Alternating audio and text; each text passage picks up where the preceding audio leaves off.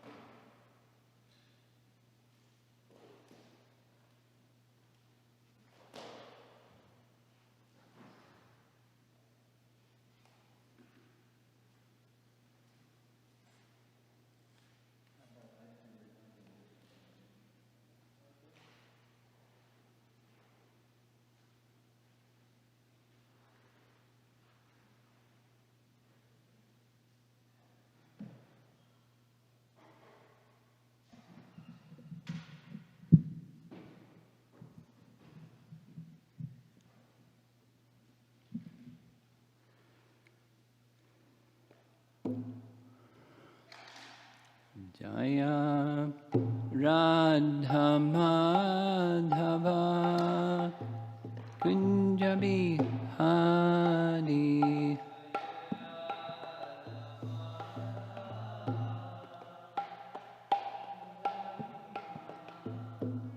Jaya Radha Madhava Kunja Bihari.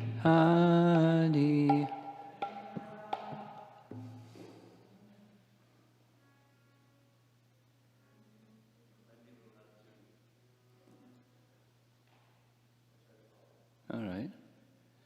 Do you like to play cartels? Jaya Radha Madhava Kunja Bihari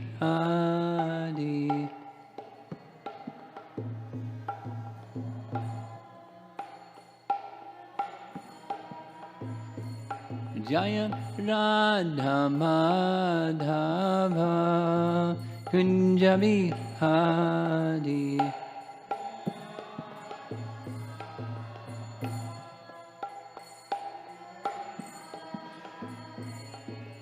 Gopi Jana Balabha Girivardhari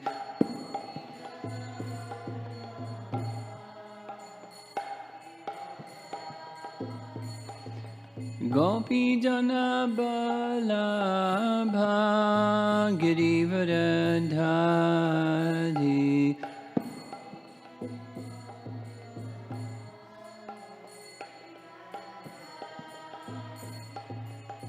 Jasodanandana braja janadandana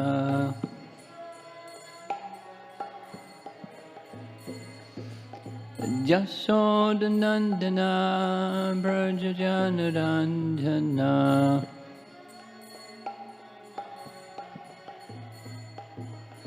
Jamanatira chadi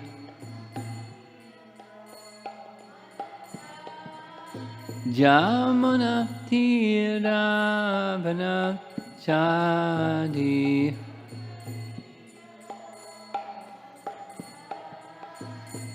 Jaya Radha Madhava Kunja Bihari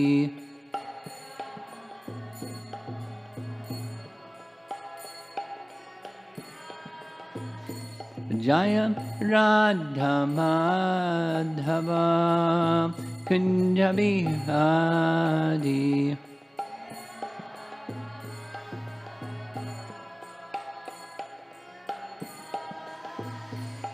Gopi jana balabha girivardhari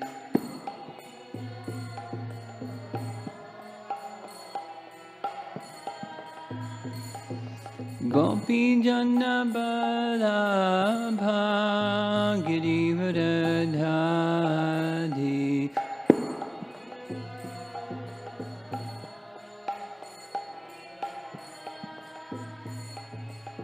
Jasodanandana braja janadandana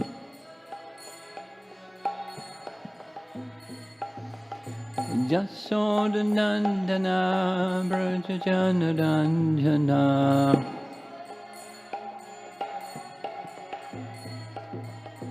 Jamunatira chadi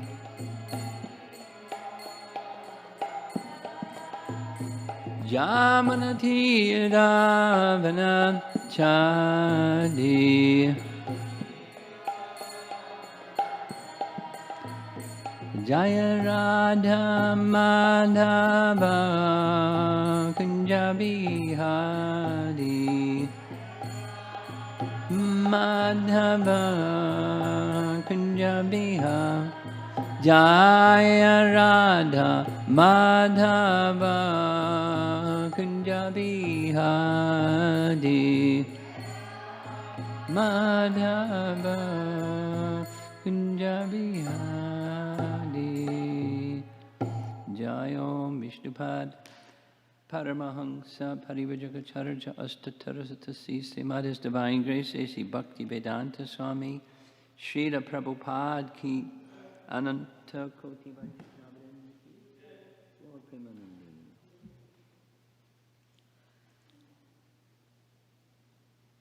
Text 6, yes? Huh? Okay, great. Om Namo Bhagavate Vasudevaya Om Namo Bhagavate Vasudevaya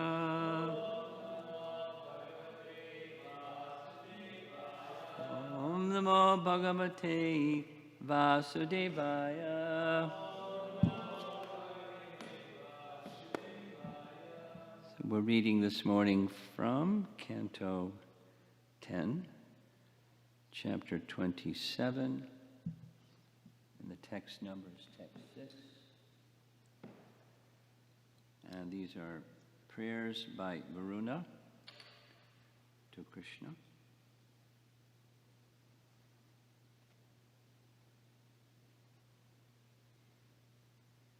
Here we go. Namastubhyam bhagavate brahmaṇe paramātmane na yatra śrūyate māyā loka-sṛṣṭi-vikalpanā tubhyaṁ bhagavate brahmaṇe paramātmane na yatra śrūyate māyā loka-sṛṣṭi-vikalpanā.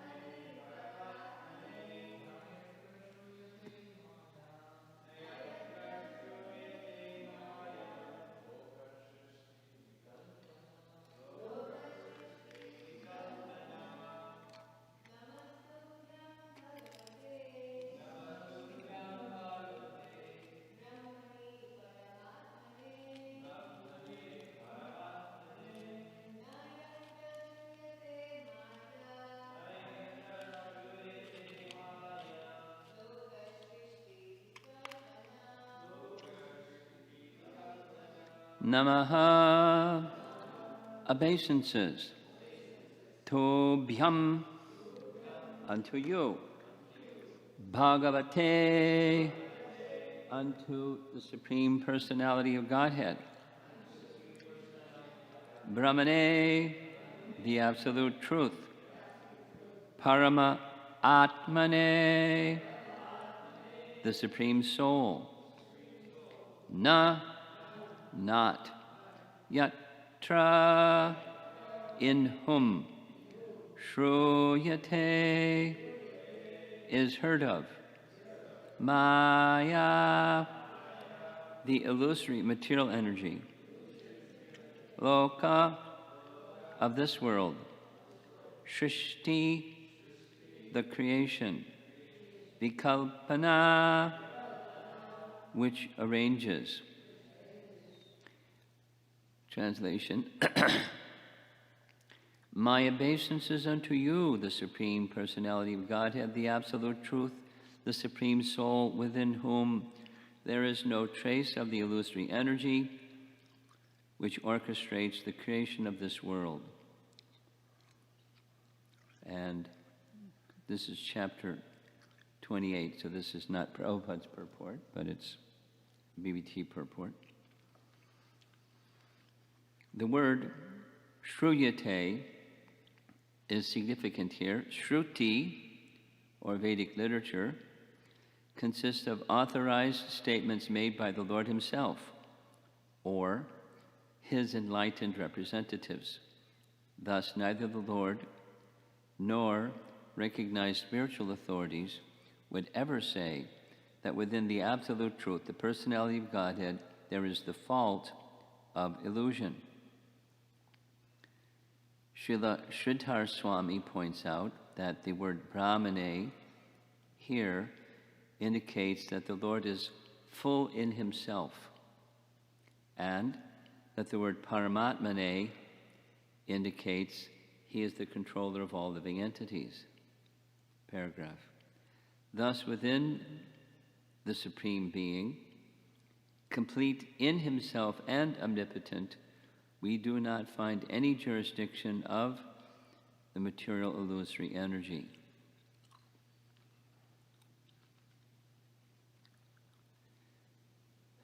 The commentaries on the verse itself is pretty direct.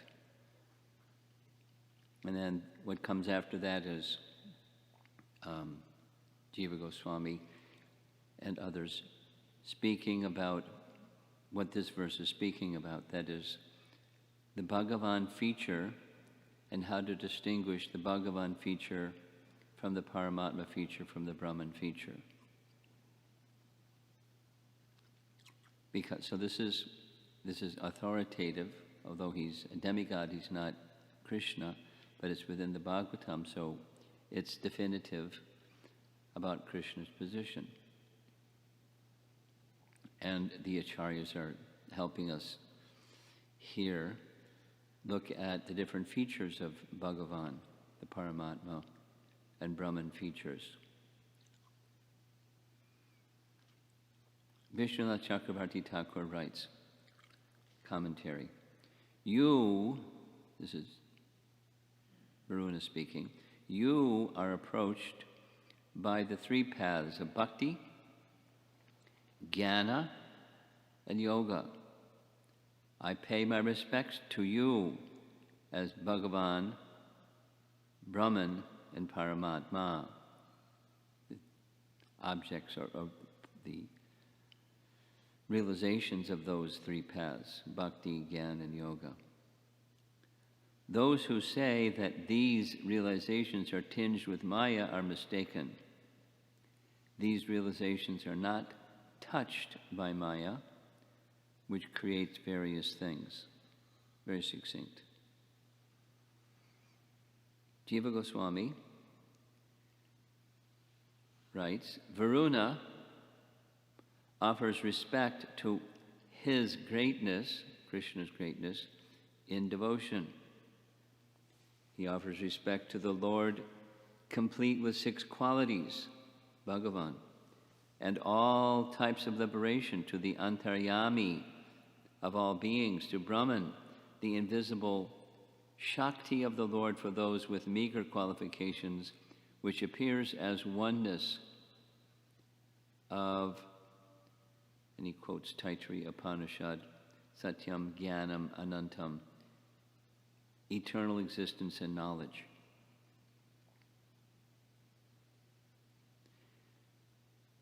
So a meager picture of the absolute truth is the Brahman feature. Meager qualification. So the Brahman feature, or he's calling it the invisible Shakti of the Lord, is the object of realization for Jnanis. The form of the Lord is not māyā, since māyā produces bodies for the jivas, but has no power over you.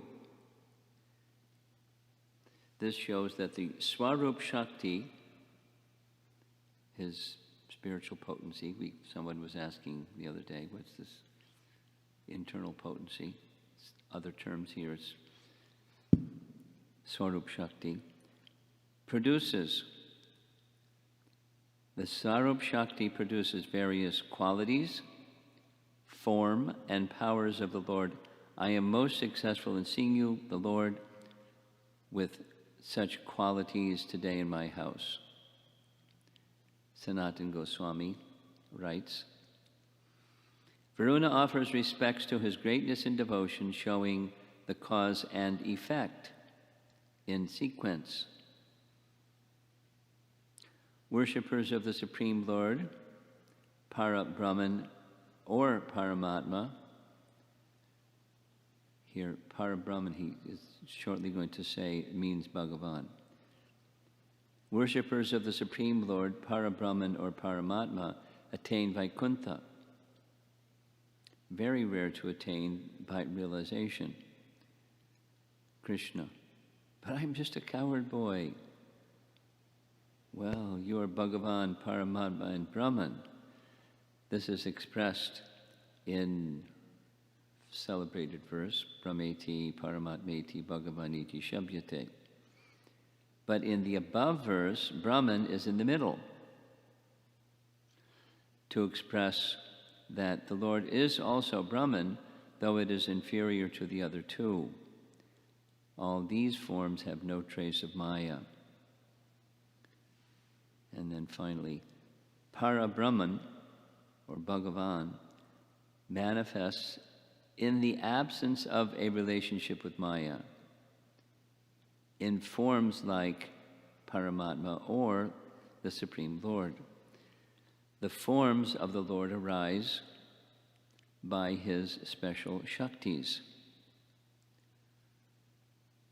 Again, Indra's, I am most successful in seeing you, the Lord with such qualities, today in my house.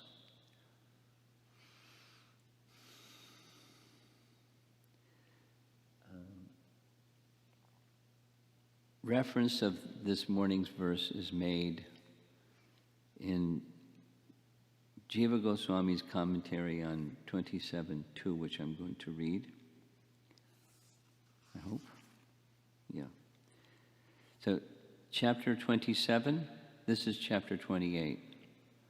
So, chapter 27 is the prayers of Indra and Surabhi after the Govardhan Leela. So, text 2 of chapter 27 reads, Indra was very ashamed of having offended the Lord. Approaching him in a solitary place, Indra fell down and lay his helmet, whose effulgence was as brilliant as the sun, upon the lotus feet of the Lord. So now, reference to this verse that's on the board, the three features of the Supreme Lord that that Varuna is understanding.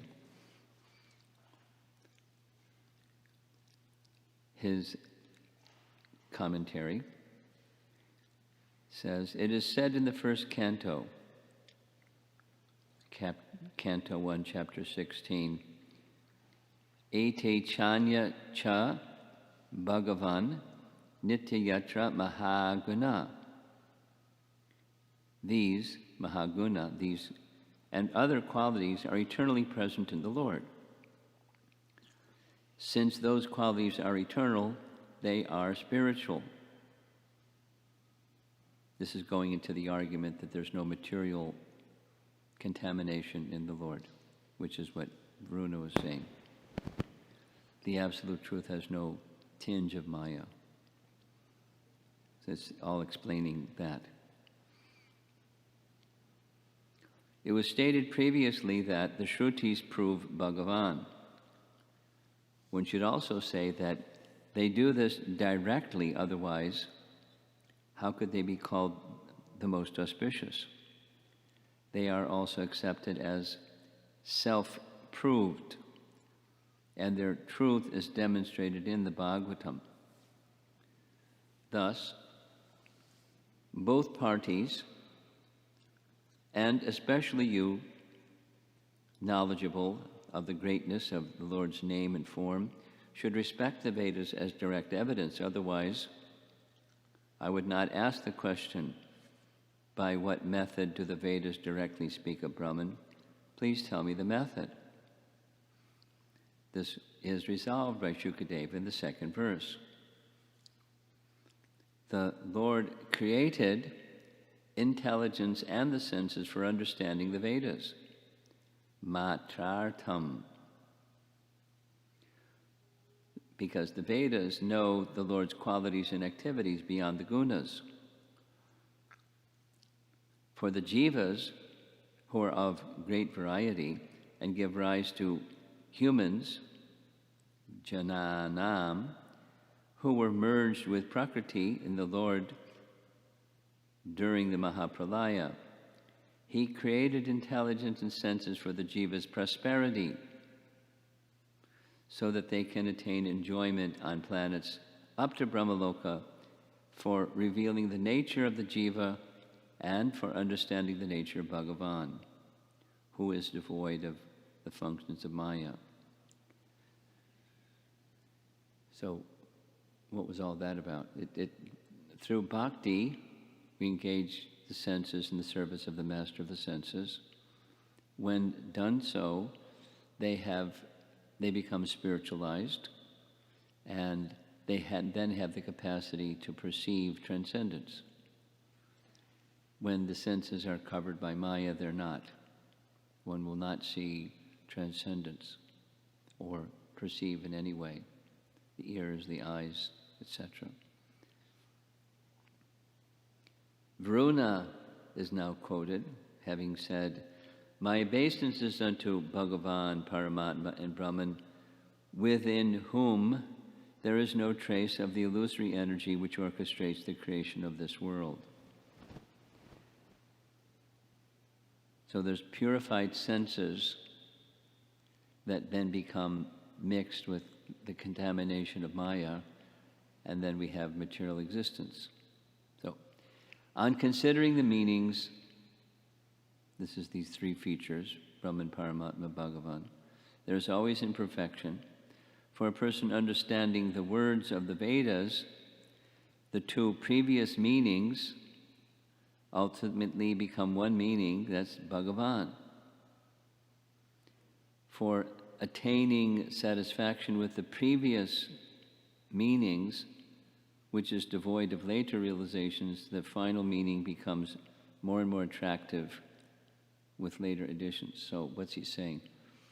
The Brahman, Paramatma, Bhagavan feature is made complete, and it's very satisfying as one begins to understand Bhagavan. So focus on understanding Bhagavan. That's what the bhakti process is for. And then he ends quoting Canto 2, Chapter 2, where Brahma studied the Vedas 3 times, completely with his intelligence, and determined that process which produces prema in the self. So this is substantiating his earlier statements. The mind and the intelligence and the senses are meant for understanding the Vedas. Brahma applied the principle, studied the Vedas 3 times with his very special intelligence, and he reached the right conclusion. That is, the Vedas are teaching the process for producing prema in the self. So the mature fruit of the Bhagavan conception through service to Bhagavan.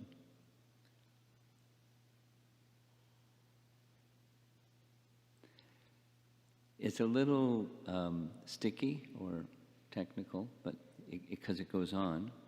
Again, it's Jiva Goswami doing what Jiva Goswami does. He's parsing, he's dividing messages from the Vedas, this particular verse, that's the point of focus. And are we really clear? Are we really justified in worship of the Supreme Person in his Bhagavan feature?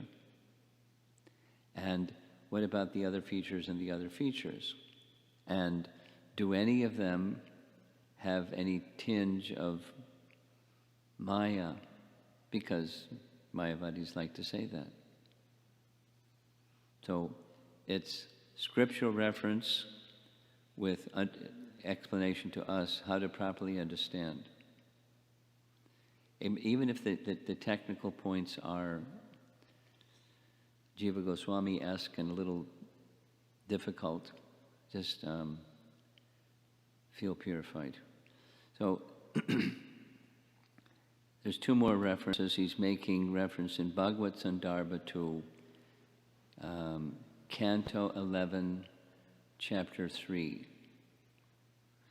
That's the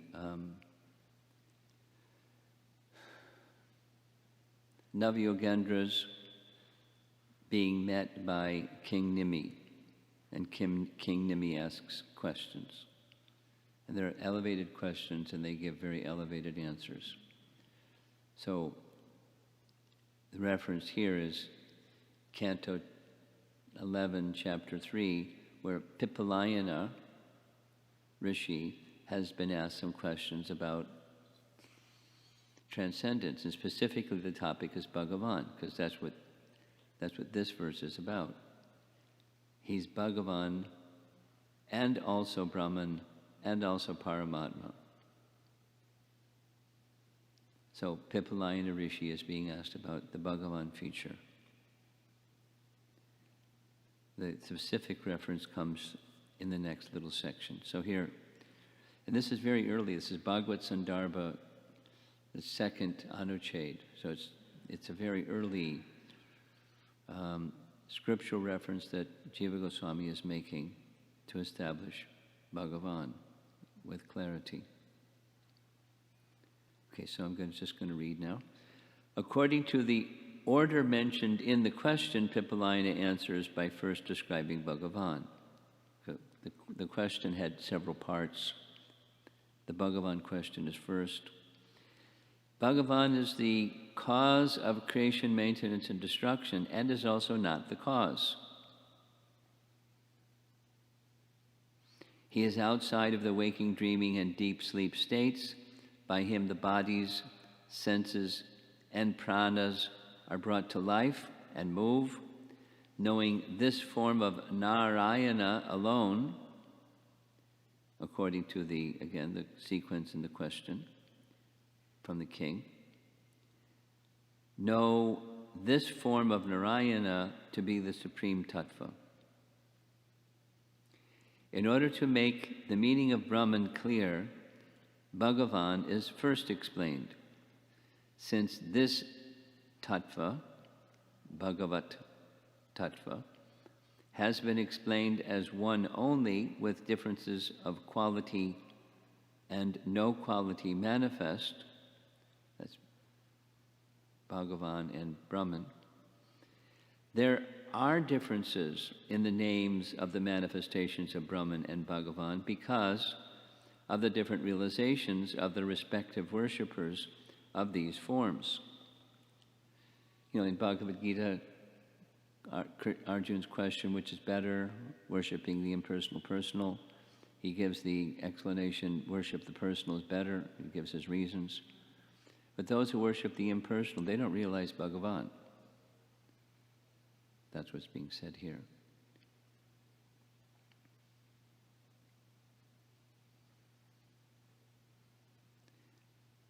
The absolute with quality, the absolute without quality, they're both in transcendence, no touch of māyā.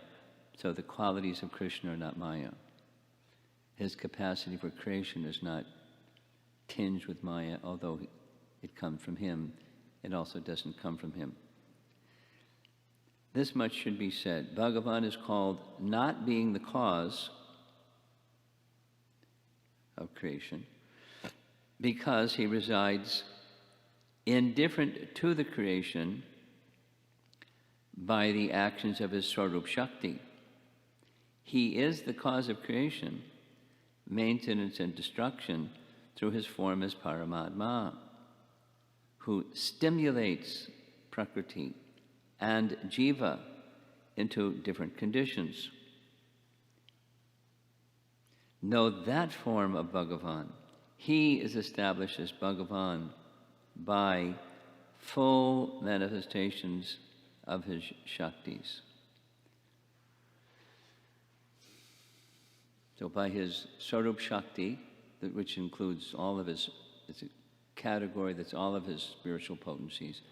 He does so many things, but he doesn't do those things because it's his potencies doing those things. So he's not the creator, but he's the creator through the agency of his potencies.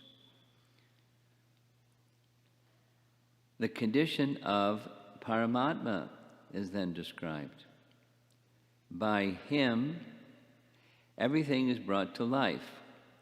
By his entering everything in the form of the jivas, who are his angshas, and being impelled by him, the body with pradhan and all elements, the body and senses are made to perform their various functions.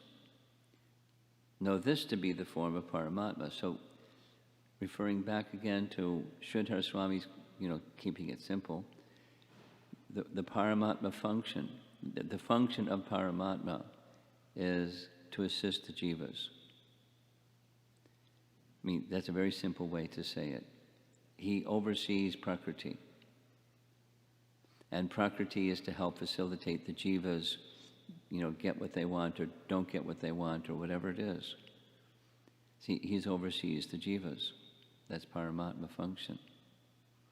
And that Paramatma function is less than complete expansion of Bhagavan.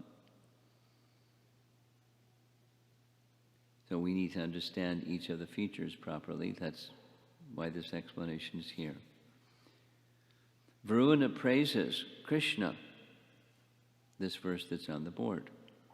My obeisance is unto Bhagavan, Paramatma, and Brahman, within whom there is no trace of the illusory energy which orchestrates the creation of this world.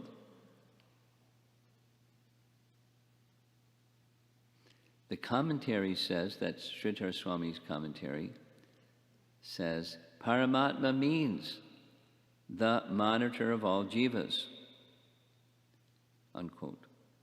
He is called Paramatma because the jiva's nature as Atma depends on him. Paramatma means that he assists the jiva.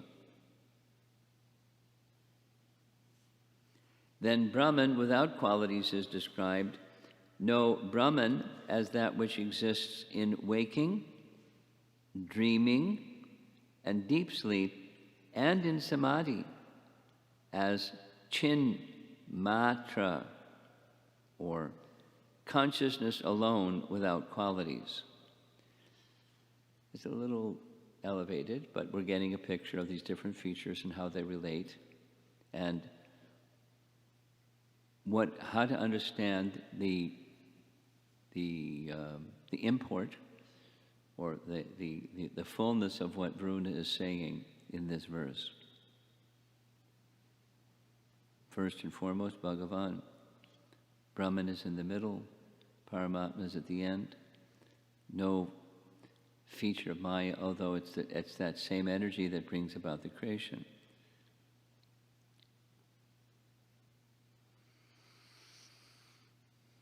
And next is, again, Bhagavad Sandarbha. Jiva Goswami starts this particular Anucheda by quoting the verse that's on the board.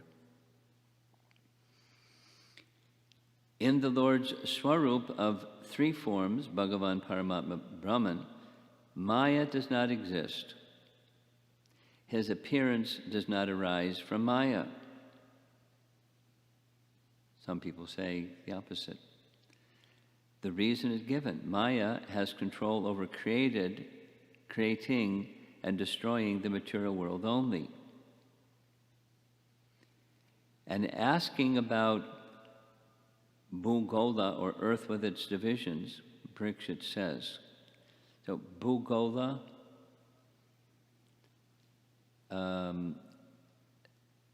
is juxtaposed with Bhumandala.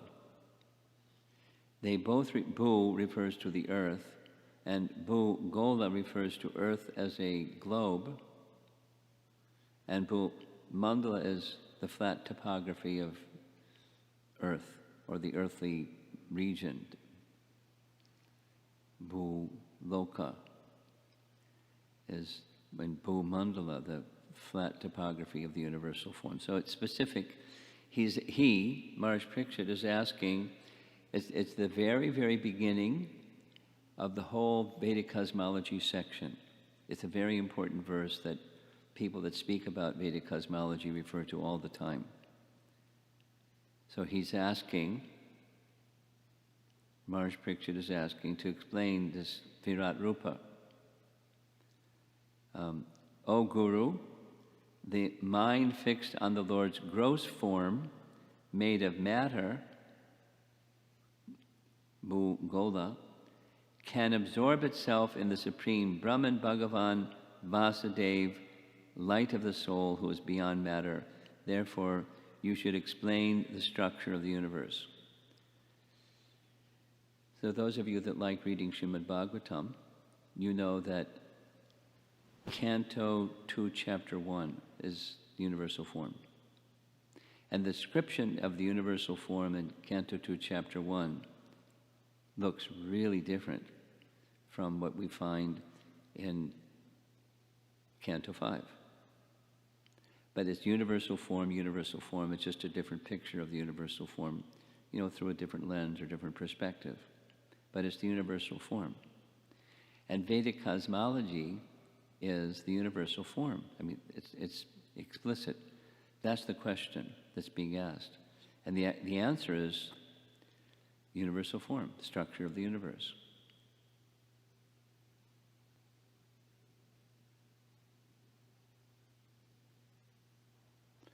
Now, what the verse, this one on the board, is saying is there's no trace of the illusory energy within Krishna, who orchestrates only the illusory energy orchestrates the creation of this world.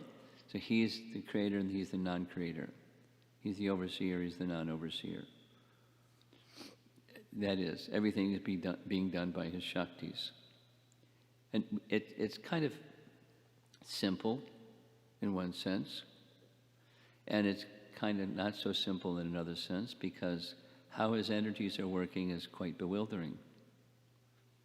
Even if you accept the principle, it's everything's happening by Krishna's potencies. And so he's not changing, he's the unchanging.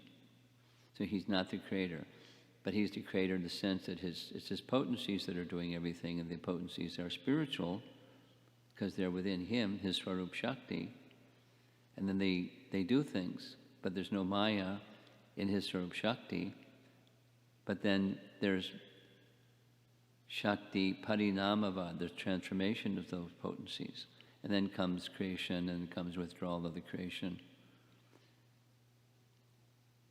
Living entities covered by Maya, and Krishna draws back the curtain of Maya, and it's all happening by his volition, but he's doing nothing.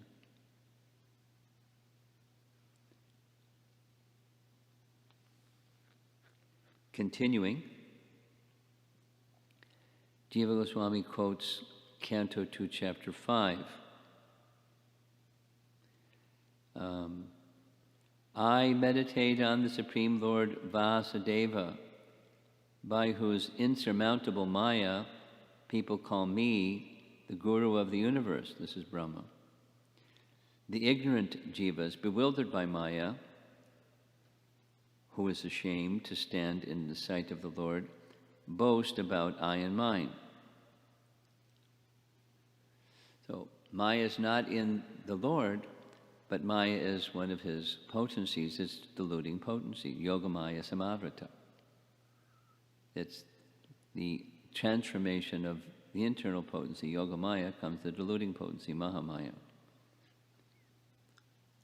Continuing, ignorant jivas like me, Brahma speaking, are bewildered by this Māyā, which is ashamed to be seen by the Lord, who is without fault, filled with eternity, knowledge, and bliss, while Māyā is filled with faults, like tamas.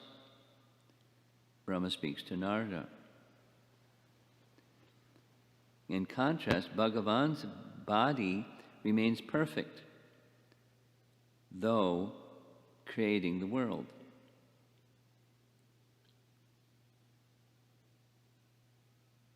It's all adding to this explanation, or having a deeper understanding of what Vruna is saying. And we're almost done. But it's Anuchhed 4 from Bhagavat Sandarbha. The nature of Brahman and Bhagavan are revealed in the following questions posed by Maharaj Nimi and answered by Pipalayana Rishi. Varuna is just making statements, succinct. Later, Nimi is asking about what he's saying, and Pipalayana gives detailed explanation of what Varuna is saying. So that's why we're reading it. Canto 11, Chapter 3. King Nimi inquired, please explain to me the transcendental situation of the Supreme Lord Narayana, who is himself the absolute truth and the supersoul of everyone. You can explain this to me because you are all most expert in transcendental knowledge. And the reply, Sri Pippalayanā said, the Supreme Personality of Godhead, Bhagavan, is the cause of creation, maintenance, and destruction of this universe, yet he has no prior cause. He pervades the various states of wakefulness, dreaming, and unconscious deep sleep, and also exists beyond them. He pervades the different states of consciousness of the jiva, and at the same time he's beyond them. By entering the body of every living being as the Supersoul, he enlivens the body, senses, life airs, and mental activities, and thus all the subtle and gross organs of the body begin their functions. My dear king, know that personality Godhead to be the Supreme. Now, back in Canto 5, as well, even really, really clearly in Canto 3, the universal form is there, but even the universal form can't do anything. There's the 24 elements, there's the demigods presiding over the 24 elements, and there's the universal form that's doing nothing. So there's this description, they try to wake him, this way, that way, nothing happens. And then Vasudeva enters the universal form, and he rises from the causal ocean. It's like, imagine a movie or video on that one. So that's universal form, but if the universal form can do, then we can do, but we can only do with paramātmane. Paramātmane is overseeing everything with the jivas. Say it negatively. Without paramātmane, the jivas can't do anything. Now, they need the sanction of the demigods, but the demigods get their power from paramātmane.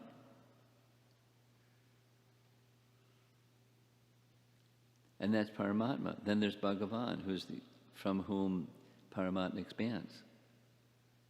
He's the doer and the non-doer. It's far out. Continuing, Maharaj Nimi's question may be explained in the following way. The word Narayana, Abhidhanasya, means of Bhagavan, who is known as Narayana, and Nishtha means the transcendental situation. The Lord's features as Brahman and Paramatma are mentioned in this verse as his appearance, specifically within the material world. He appears as Bhagavan in the spiritual world, and his appearance as Brahman and Paramatma is limited, for the most part, to the material world. This is confirmed in the following statements of Srimad Bhagavatam, and this goes into Uddhava Gita 11:15. Narayana, who is known as Bhagavan, appears in the spiritual world, Turiya, unlike other manifestations of the Lord that appear in the material world. In this verse, that's this Pippalayana Rishi answer. In answer to King Nimi's question, Pippalayana speaks the next verse. He says that the Supreme Personality of Godhead is the cause of the creation, maintenance, and destruction of this universe, and he has no prior cause. He enters the body of the living entities as the Supersoul and enlivens the body, senses, life airs, and mental activities, and thus all the subtle and gross manifestations and organs of the body begin their functions. Within his answer, Pippalayana says, please know that personality of Godhead who appears in the form of Narayana and other forms to be the Supreme. This explanation clearly describes the Bhagavan feature of the Supreme, for the Brahman feature has a different description. The three features of the Supreme mentioned in this verse have different names, and they appear in different ways to their worshippers. Each is distinct from the others. Brahman is different from Paramātmane, Paramātmane is different from Bhagavan. Pipalayana Muni answered the question of King Nimi by describing the Bhagavan feature of the Supreme. And goes on. Little technical. I think you get the picture. Here's an interesting one. The Paramatma feature of the Lord is the constant companion of the conditioned soul, but he is always their superior, and therefore he is called Paramatma, or the Supreme Soul. In the verse from Pipalayana's answer, the Brahman feature of the Supreme is described in the following words. He pervades, this is the Brahman feature, he pervades the various states of wakefulness, dreaming, and unconscious deep sleep, and also exists beyond them.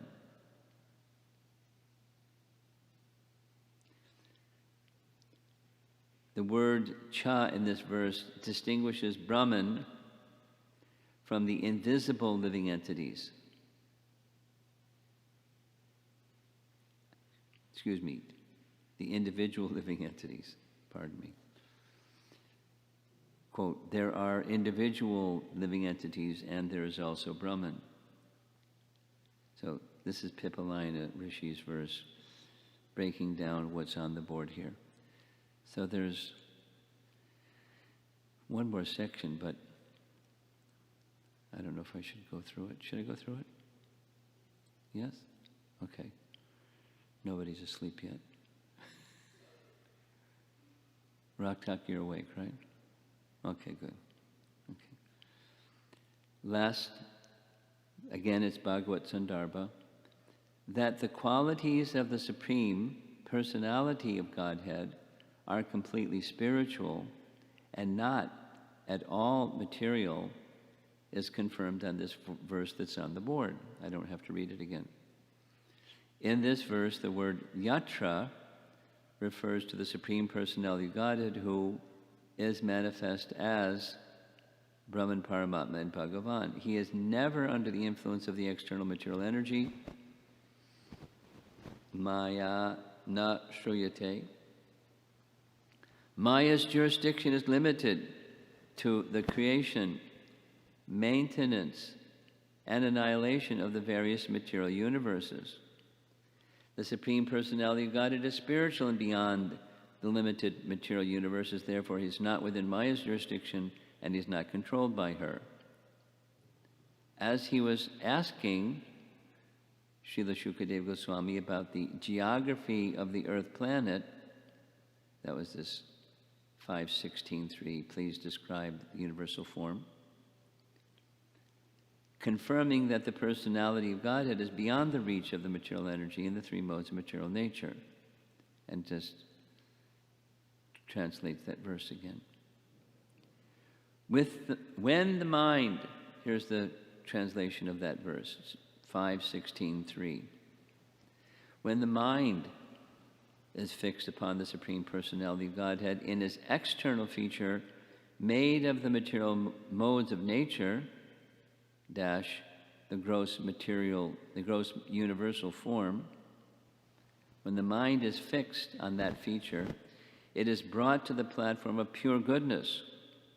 In that transcendental position, one can understand the Supreme Personality of Godhead, Vasudeva, who, in his subtler form, is self-effulgent and beyond the modes of nature. So, aside from,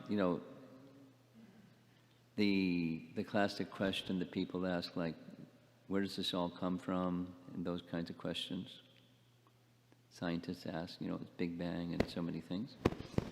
So it's an inquisitive person will ask, and the answer is provided in the Bhagavatam with a specific purpose.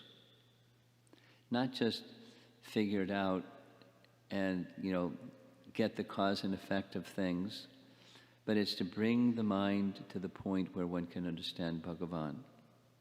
The whole purpose of the Vedas, intelligence and senses, and connect with the Vedas to understand Bhagavan. So all of what we're doing here, it's just one verse. It's Varuna in his abode, appreciating that Krishna has come and appreciating what Krishna is, and all of this commentary is to help us understand Bhagavan, Krishna, and his different features. So there's the Brahman and Paramatma feature and Bhagavan feature, and then there's this universal form feature. And it's connected to the statement made by Varuna, that this feature of Māyā, which is the cause of the cosmic manifestation, that there's no Māyā within Krishna, although he's the cause. It's through it's through the agency of his potencies. And their potencies are all spiritual. But he can engage his potencies however he likes. Just like he engaged Yogamaya to become Durga from Krishna's appearance. That little lesson when he summoned Yogamaya, told her to do this, that, and the other thing. And then when Kamsa tries to kill you, he won't be able to, and then you go throughout the land and appear as Māyā or Durga, and by different names in different countrysides or cultures.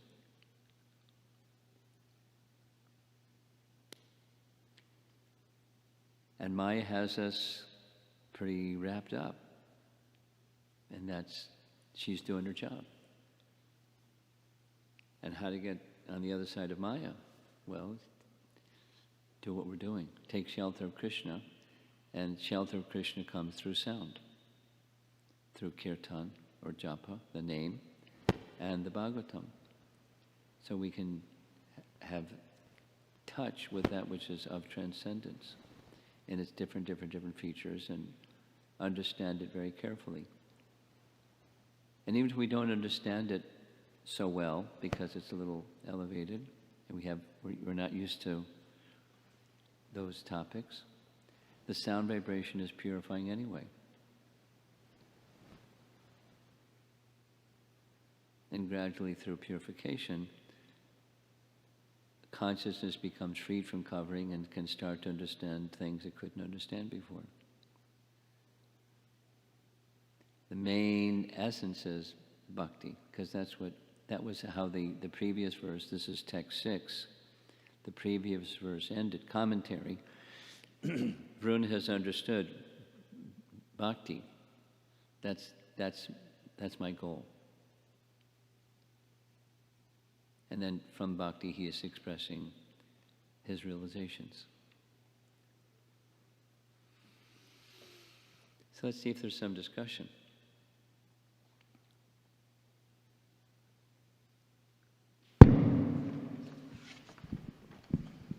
Oh, because you have to go back in. Okay, go ahead. No? Okay, go ahead. Thank you for class. Turn it down a little bit. Fine. Yes. I was having a very different opinion for Chinmatra, but your clarification made things many clear to me that Chinmatra is only a Brahman feature, and there is no spiritual variegatedness, there is no spiritual variety, right? In Chinmatra? That's what I read.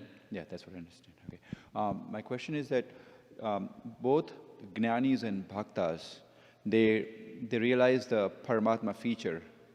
Now, does the Paramatma feature realized by Jnani is different from Bhakta? Interesting question. Now, most Jnanis, you have to go. Okay. Most Jnanis they're not realizing the Paramatma feature. Most Jnanis, they're realizing the Brahman feature. But there are some Jnanis that meditate on the Paramatma feature, and their take on the Paramatma feature is that's me. Which doesn't make sense. The observer and the observed are not the same. But that's their take on Paramatma. So it's quite incomplete. Whatever realization they have, it's quite incomplete. Your question is it the same? No. It's incomplete.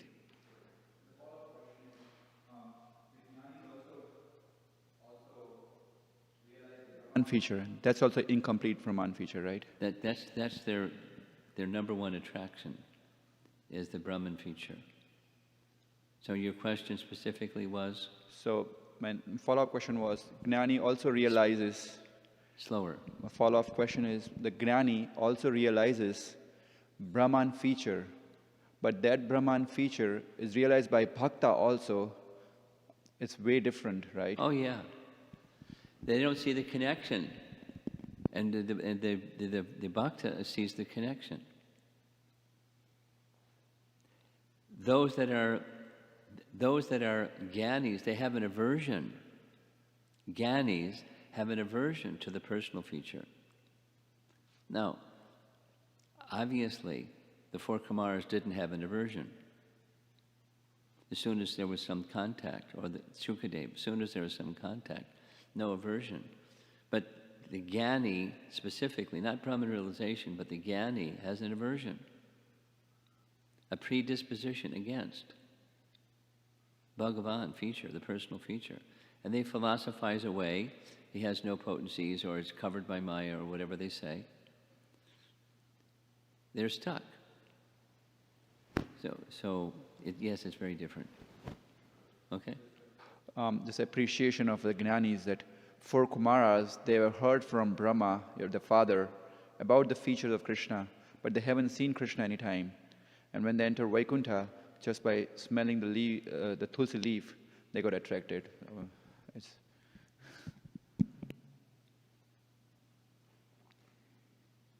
Thank you.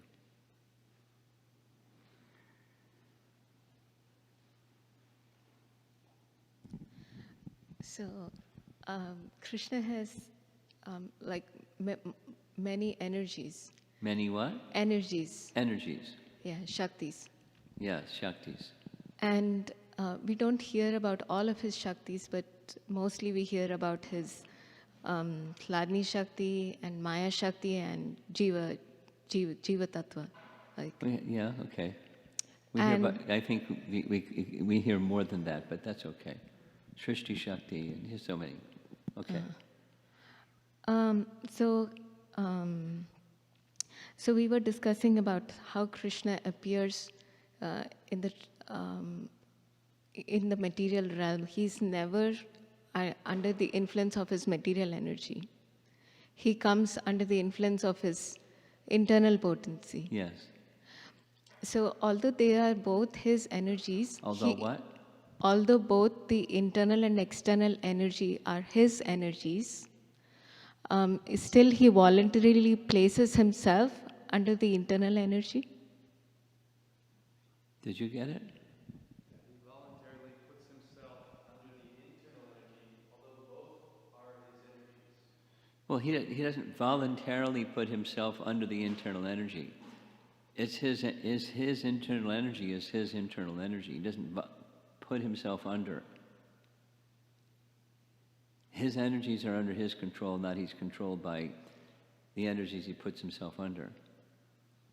The language is a little awkward. I think I know what you mean, but he is always within the internal energy because it's his energy.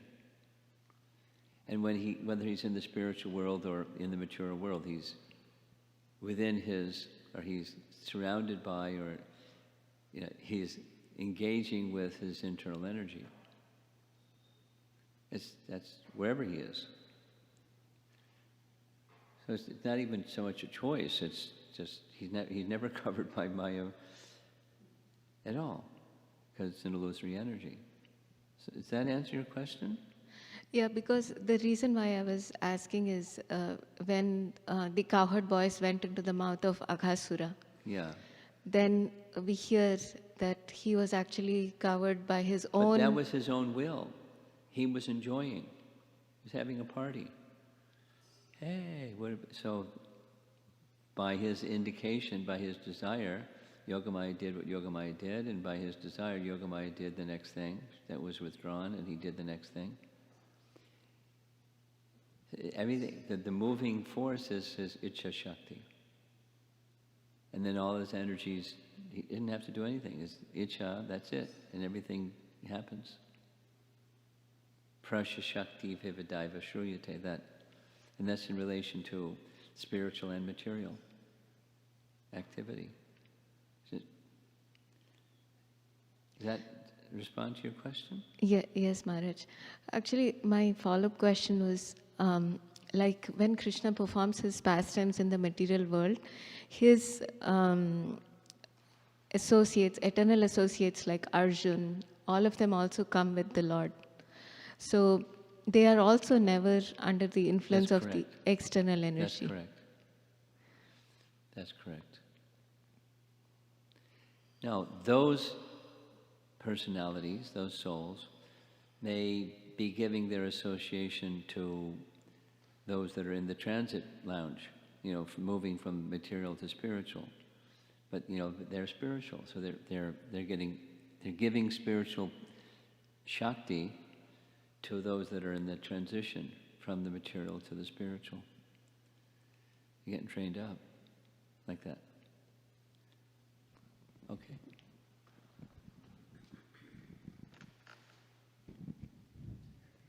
You have a question? He's right there. Maharaj, I don't know you have time or not, but there's a big discussion that you read so much commentaries. I really very hard to digest. And think one question was coming to my mind, and I was reading that Arudhi Devidas's book, that you have also given commentary on that her book. So she was writing the process of creation. In the process of creation, in second canto, chapter 5, she is writing that false ego is coming before mode of nature. And again, Prabhupada is writing in the next verse, some verses, that is false ego means gunas, means material mode of nature is coming first, then false ego is coming. So if you see the structure of our universe, we can see pradhana, you said, pradhana, that is made of mind, intelligence and false ego. So I am confused, what is the sequence, whether false ego will come first if you come from spiritual world. If false ego will come first or mode of nature will come first. That is confused because Arudha Devi wrote that false ego first, then gunas. So Prabhupada also Did you get confused. it? Wow. At what stage does the false ego manifest from the spiritual to the subtle to the gross? In other words, in the sarga or the visarga process, is it ego before the modes or modes before the ego? Here's how it works. Everything exists with Krishna in the spiritual realm. There's several references. And creation, it's an event within time as we know it. But those entities exist in time, in the absence of time as we know it. Time is conspicuous by its absence, so eternal. Creation is an event within time. It comes and it goes within time. So when it's time, keeping it simple, there's the glance of Mahavishnu, and the glance of Mahavishnu carries samasti, the totality of living entities, entrusted to the glance by Ramadevi, and time. Now, the living entities have karma that's suspended because time has been withdrawn. But when time is added, again injected, within pradhan, along with the living entities, then their karma and their previous involvement with the modes of nature become stimulated or activated. They're carried, so you're looking like chronology. They're carried with the living entities, but with time, then they become activated.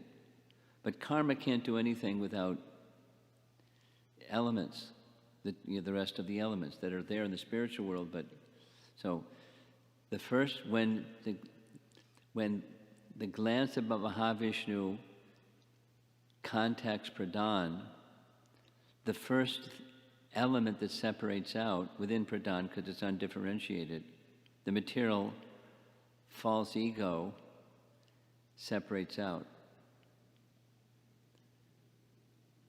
So your question is a chronology question.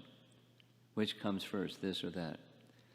The living entities have suspended karma and suspended involvement with the modes of nature, but contact with time, it becomes activated.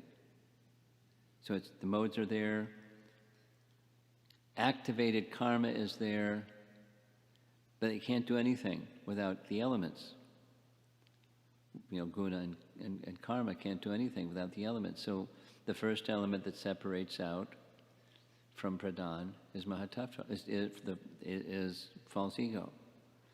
And then false ego mixes with the modes. And then different elements further manifest. So you get the whole warehouse, all the elements you need to make creation. So that answers your question?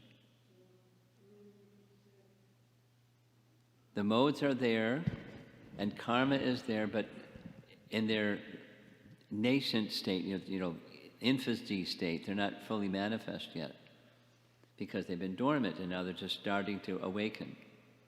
Then comes false ego.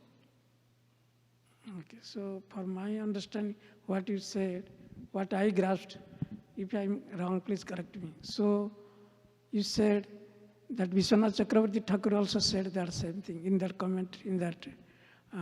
So he said that you nicely explained that to me. I was getting confused. Thing is that first you said that is when from the Mahatattva, so living entities, that also you are reading in commentaries in today, very nice point you gave. So living entities, they came with, they were in the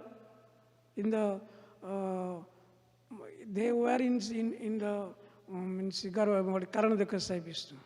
So then what happened? Then you said that when time of time of creation starts, that time that living entities came with, you said, karma, and Vishwanath Chakra also said karma and nature, prakriti. And they were, karma and nature, they were impregnated by Lord Shiva in mother of earth. So then Maya is coming to play the action. That's what you said. Time, the Kala is coming. So from then, Aradhita Devi writing, after Kala agitating, then false ego is coming. Because I want to lord it over. Then they are bound by the gunas, mode of nature. It's really complicated, and I can't understand it. Did you understand it? He's just trying to repeat what you mentioned, but if I can comment that first is pradhan, then false ego. Is that correct? Pradhan, I'm looking at the clock, and I have an important call that I have to attend to, so I can't explore this unlimitedly back and forth. Pradhan means the undifferentiated state of the totality of the material energy. There's different names, Prakriti, Mahatattva, Pradhan. It's just describing different features of the same thing. So Pradhan means undifferentiated state of the totality of the material energy. Everything is in there, including false ego. But it has to separate out. And once all the elements separate out, it's given the name Mahatattva. And the first element that separates out is false ego.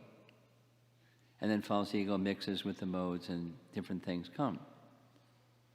False ego mixing with the mode of goodness produces the mind. False ego mixing with passion produces intelligence. False ego mixing with ignorance produces other things. And then now you get an undifferentiated Mahatattva with different parts. It's just a different state of Pradhan that's sequential, chronologically sequential. The Mahatattva is all the elements differentiated. Pradhan is everything undifferentiated. It's a big warehouse all jumbled up, and everything's in the warehouse. And then it's differentiated.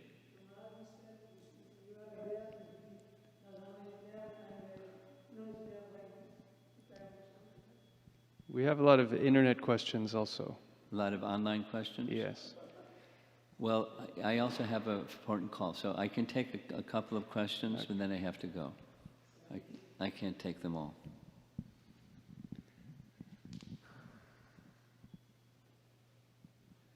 Okay, Vidyasaran Potinedi. After hearing the Nrsingadev stories from Pankajangari Das, can you help me understand whether it's right to compare the merciful nature of Nrsingadev and Krishna?